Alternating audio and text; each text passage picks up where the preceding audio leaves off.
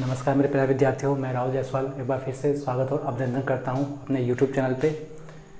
पिछले क्लास में मैंने जो भी आपको कॉन्सेप्ट पढ़ाएं रीजनिंग के, मैथ के, बहुत अच्छा प्यार मिला, बहुत अच्छा लगा हमें कि आप लोग हमारे वीडियो में इंटरेस्ट ले रहे हो और उसको शेयर कर रहे हो और डेली कोई ना कोई हमारे वीडियो को सब्सक्राइब कर रहा है। जल्द ही हम लाइव क्लास आने वाले हैं, हमारे लगभग 1000 सब्सक्राइबर होने वाले हैं और हमें इस बात की खुशी मिल रही है कि हमारे वीडियो को रिस्पॉन्स दिया जा रहा है और लोग इसको पसंद कर रहे हैं।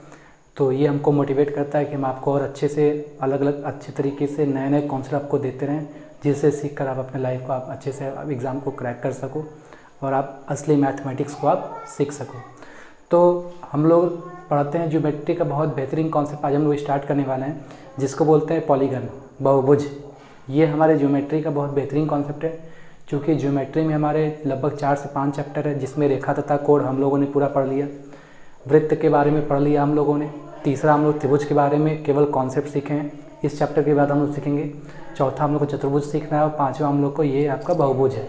तो हमने क्या किया कि सबसे पहले बहुभुज आपको पढ़ा देते हैं, फिर उसके बाद जो भी हमारा कॉन्सेप्ट होगा उसको हम लोग सीखेंगे और ये हमारे एक वीडियो में ये चैप्टर आपको समझ में आ जाएगा, जिसमें हम लोग 10 से 15 क्वेश्चन को सीखेंगे।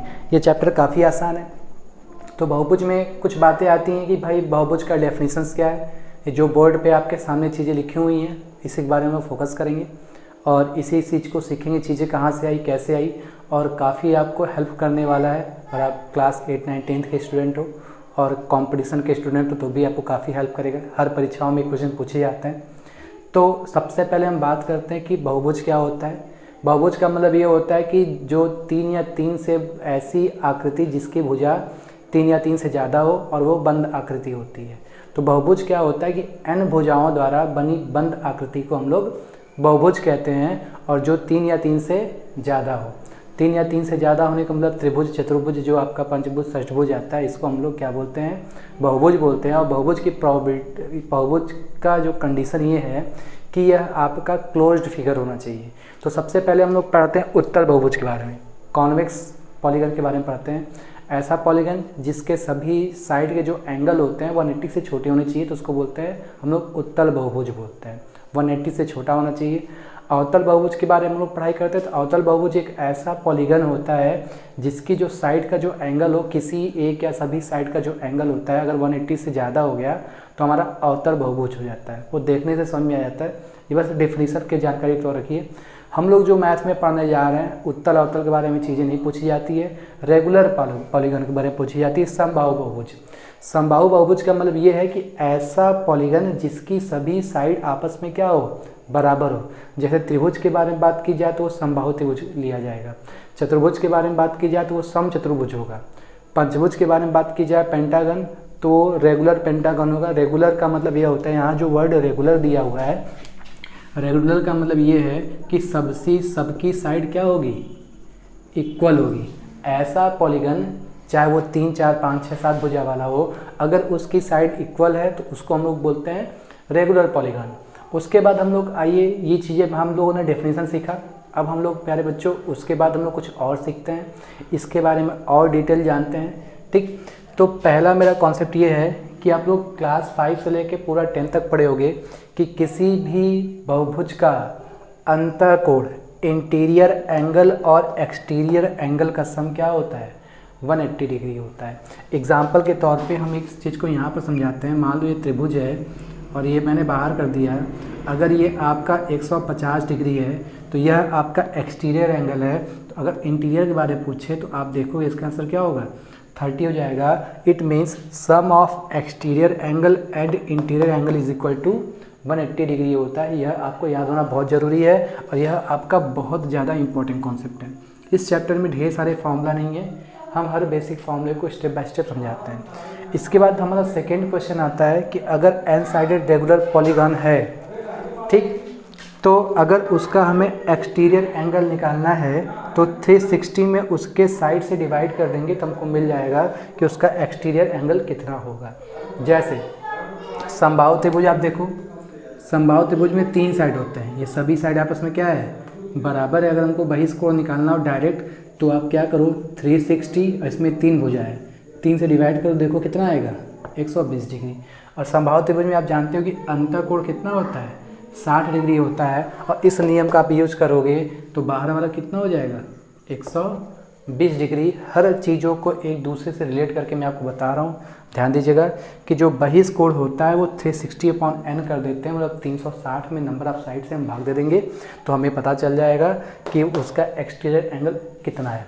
अगर समचतुर्भुज की बात करें, मतलब ये आपका स्क्वायर की बात करें, स्क्वायर का हमें इंटीरियर और एक्सटीरियर एंगल अगर निकालना हो तो आप देखोगे स्क्वायर में 4 साइड होते हैं, एक्सटीरियर एंगल निकालना है तो 360 में 4 से डिवाइड करोगे तो स्क्वायर का आप जानते हो कि इंटीरियर एंगल भी 90 होता है, बाहर वाला भी क्या हो जाएगा 90 हो जाएगा। तो आप देखो 360 में हमने 4 का डिवाइड किया, मेरा कितना आ गया 90 आ गया। तो इसी तरीके से हम लोग आगे इसमें चर्चा करेंगे। उम्मीद करते हैं कि आपको ये फॉर्मूला तैयार हो गया होगा कि exterior angle is equal to 360 number of side हो गया। अब हम लोग अगले कॉन्सेप्ट में पढ़ते हैं कि sum of interior angle of regular polygon, मतलब अंतःकोणों का योगफल। किसी भी आकृति का, किसी भी समबाहुभुज का अंतःकोणों का योगफल निकालना है तो सीधी सी बात है, इसका फॉर्मूला यही होता है कि नंबर ऑफ साइड में से 2 सब्ट्रैक्ट करके 180 से मल्टीप्लाई कर दीजिए। जैसे आप लोगों ने बचपन से याद किया होगा कि त्रिभुज के तीनों अंतःकोणों का योगफल कितना होता है। तो त्रिभुज के तीनों अंतःकोणों का योगफल जो अगर हम लोग देखें तो आप लोग कहते हो कि 180 डिग्री होता है। तो आइए हम लोग यहाँ प्रूफ करते हैं। जैसा कि आप जानते हो कि त्रिभुज में हमारे 3 साइड होते हैं, तो हमने क्या किया कि n का मान 3 रख दिया, 3 में से 2 गया 1, अब 180 का 1 से मल्टीप्लाई करोगे तो आपको मिल जाएगा कि त्रिभुज के तीनों अंतःकोणों का योगफल 180 होता है, जो कि यहाँ से आया हुआ है। जैसा कि आप लोग याद किए होंगे कि चतुर्भुज के चारों अंतःकोणों का योगफल 360 डिग्री होता है। तो आइए हम प्रूफ करते हैं कि चतुर्भुज में हमारे 4 साइड होते हैं, 4 में से 2 को हटा दिए तो कितना साइड बचा 2, और इस 2 में से 180 का मल्टीप्लाई कर दो, 180 2 360 होता है। तो देखिए यहाँ से बन गया। ऐसे ही पंचभुज का निकालना है तो 5 साइड में से अगर हमने 3 साइड निकाल दिया तो हमारे कितने, तब 5 साइड में से अगर हमने 2 साइड निकाल दिया तो हमारे पास 3 साइड बचे। 180 का 3 टाइम मल्टीप्लाई करेंगे, 18 3 आपका हो जाएगा 54। मतलब ये हो गया कि पंचभुज के सभी अंतःकोणों का योगफल 540 डिग्री हो जाएगा। कहने का मतलब ये है कि अंतःकोणों का योगफल निकालना है तो सिर्फ आप क्या कीजिए, नंबर ऑफ साइड में से 2 कम करके 180 से मल्टीप्लाई कर दीजिए। इसी तरीके से नंबर ऑफ ईच एंगल निकालना है। जैसे समबाहु त्रिभुज के प्रत्येक अंतःकोण कितने होते हैं 60 डिग्री होती है। तो आइए हम लोग इसको प्रूफ करते हैं। अगर हमें समबाहु त्रिभुज का प्रत्येक अंतःकोण निकालना हो, समबाहु त्रिभुज में 3 भुजा होती है, 3 में से 2 गया 1, 180, ये हमारा जो 186 नहीं है 180 है। 180 में हम अगर त्रिभुज की 3 भुजा में 3 से भाग दे दिए तो हमें कितना डिग्री मिल जाएगा 60 डिग्री मिल जाएगा। मतलब किसी भी अगर हमें 100 भुजा दिया हो, 100 भुजा, और उसका हमको प्रत्येक अंतःकोण निकालना हो तो इसमें हम रख के सॉल्व कर देंगे। यहाँ रख के 100 से हम लोग सॉल्व करेंगे तो हमको मिल जाएगी 100 भुजा वालों का जो आकृति होगी उसका प्रत्येक अंतःकोण कितना होगा। इसलिए दोनों फार्मूला काफ़ी ज़्यादा इम्पॉर्टेंट है, इसको आपको रटना पड़ेगा। अब सबसे आखिरी कॉन्सेप्ट पे आता है नंबर ऑफ डायगोनल, विकर्णों की संख्या। विकर्ण की संख्या, जब 2 साइड को, किसी 2 विपरीत साइड वालों को हम लोग इसको मिलाते हैं जिसको नंबर ऑफ डायगोनल बोलते हैं।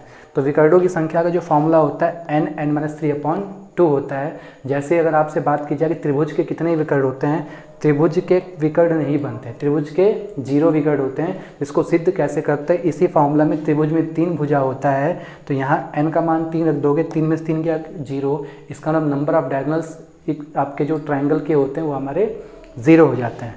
तो उम्मीद करते हैं कि ये कॉन्सेप्ट आपको समझ में आया होगा और ये जो बोर्ड पे लिखा हुआ यही हमारा कॉन्सेप्ट है।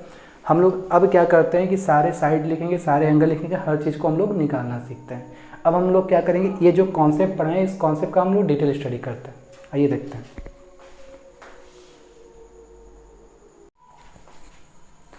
आइए मेरे प्यारे विद्यार्थियों, कुछ हम लोग नया कॉन्सेप्ट सीखते हैं जो हम लोग चैप्टर पढ़े थे समबाहुभुज का। तो हमारे सामने नंबर ऑफ साइड दिया हुआ है और उसके नाम लिखे हुए हैं, और अगर आपको ये सब चीज़ें निकालने आ जाती है तो आपको लगभग चैप्टर का 50 to 60% कॉन्सेप्ट समझ में आ जाता है। हम लोग जो इसका सेकेंड पार्ट सीखेंगे, सेकेंड पार्ट में इसके हम लोग न्यूमेरिकल सीखेंगे। अभी हम लोग केवल थ्योरी सीख रहे हैं।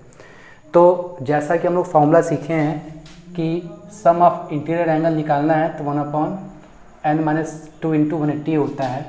इंटीरियर एंगल निकालना होता है तो अगर एक्सटीरियर एंगल निकालना होता है तो 360 क्या कर देते हैं, n ही कर देते हैं। बस यही काम करना है। तो त्रिभुज के तीनों अंतःकोणों का योगफल निकालना है तो हम लोग क्या करेंगे, सीधी सी बात है, अंतःकोणों का योगफल निकालना है 2 कम कीजिए साइड में से, 180 का पहाड़ा कर दीजिए, बस यही काम करना है। तो त्रिभुज में 3 भुजा होती है, 2 कम कर दिए, 1 भुजा मिला, 180 में 1 का मल्टीप्लाई कर दिए, हमारा 180 डिग्री हो गया, पहला चीज़। और हमें एक्सटीरियर एंगल निकालना है, तो एक्सटीरियर एंगल निकालने के लिए सिर्फ एक काम कीजिए कि 360 में साइड का डिवाइड कर दीजिए। तो 360 में अगर हम लोग किसका डिवाइड करेंगे, नंबर ऑफ साइड मतलब 3 का डिवाइड करेंगे, तो एक्सटीरियर एंगल हमें कितना मिल जाएगा, 120 डिग्री। तो पहले हम ये सब चीज़ों को भरते हैं, फिर हम वृत्तों का डायगोनल निकालेंगे, काफ़ी आसान है। आइए चतुर्भुज के बारे में बात करते हैं। जैसा कि आप याद करती हो कि चतुर्भुज के सभी अंतःकोणों का योगफल 360 डिग्री होता है। तो जैसा हमने बताया कि 4 में से 2 गया, 2 बचा, और 18 दूना कितना होता है, 36। और 360 में अगर आप 4 का डिवाइड कर देते हो तो आपको एक्सटीरियर एंगल कितना मिल जाएगा, 90 डिग्री मिल जाएगा। ठीक, इसी तरीके से पंचभुज निकालना है। तो पंचभुज के बारे में भी वही काम है कि भाई n का मान 5 में से 2 गया 3 में से 180 का मल्टीप्लाई करो तो ये हो जाएगा 540। और एक्सटीरियर एंगल निकालना है, 360 में आप 5 का डिवाइड कर दो, तो 300 में हम जब 5 का डिवाइड करेंगे तो 60 आएगा, और 60 में हम 5 का डिवाइड करेंगे तो हमारा 12 आएगा। इसका मतलब कितना हो जाएगा, 72 डिग्री हो जाएगा एक्सटर्नल एंगल।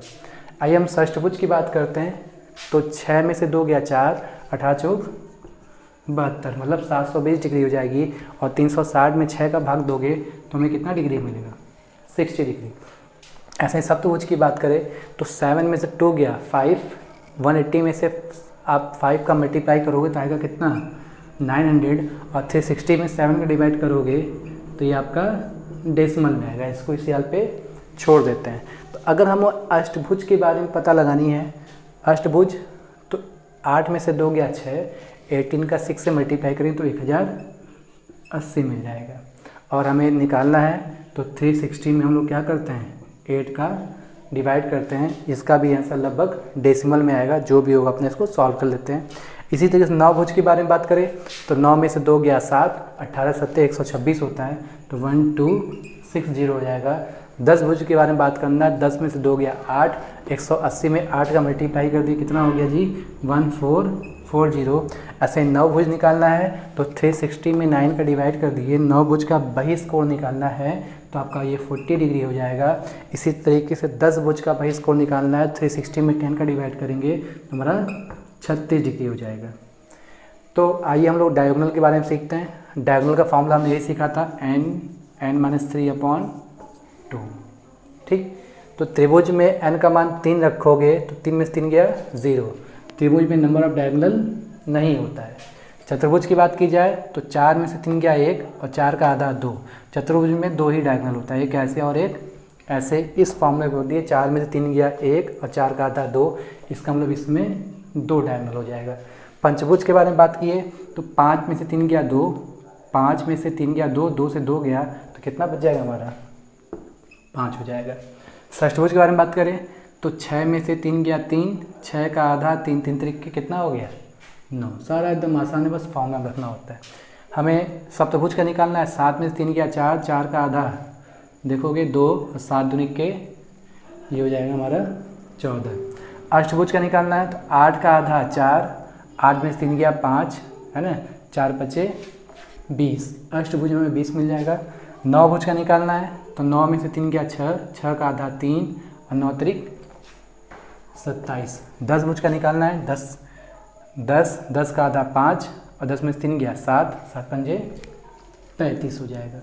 तो उम्मीद करते हैं कि आपको निकालने आ गया होगा। और ये अगर आपको निकालने आ गया, सोचने आ गया, बेसिक मेन फॉर्मूला क्या है कि इंटीरियर एंगल और एक्सटीरियर एंगल किसी भी आकृति का, किसी भी समबाहुभुज का प्रत्येक अंतःकोण और बहिष्कोण का योगफल 180 डिग्री होता है, पहली बात। दूसरी बात है कि अंतःकोण का योगफल निकालना तो ये n-2 × 180 आपको दूसरी बात याद करनी पड़ेगी। तीसरी बात याद है कि एक्सटर्नल एंगल निकालना है, ईच एक्सटर्नल एंगल, ये आपका ईच है, ईच मतलब एक, ईच एक्सटर्नल एंगल निकालना है। तो 360 में हमने क्या करेंगे, n का डिवाइड करने तो हमको ये मिल जाएगा। और डायगोनल के बारे में निकालना तो ये आपका आखिरी फॉर्मूला ये है।